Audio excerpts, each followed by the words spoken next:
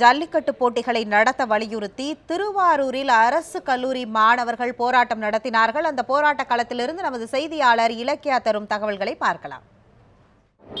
தமிழகத்தின் வீர விளையாட்டான ஜல்லிக்கட்டு போட்டி தொடர்ந்து 3 ஆண்டு காலமாக நடைபெறவில்லை. இந்த ஆண்டாவது நடைபெறுமா என்பது ஒரு கேள்விக்குறியாகவே இருக்கிறது. இதற்காக மாணவர்கள், இளைஞர்கள் என தொடர்ந்து போராட்டங்களை நடத்தி வருகின்றனர். இந்த போராட்டமானது மூன்றாவது நாட்களாக தீவிரமடைந்துள்ளது. இந்த நிலையில திருவாரூர் மாவட்டத்தில் பார்த்தீங்கன்னா இன்னைக்கு திருவிக கலைக்கல்லூரியில் மாணவர்கள் வகுப்பை புறக்கணித்து இன்னைக்கு இந்த போராட்டத்தில் ஈடுபட்டு இருக்காங்க.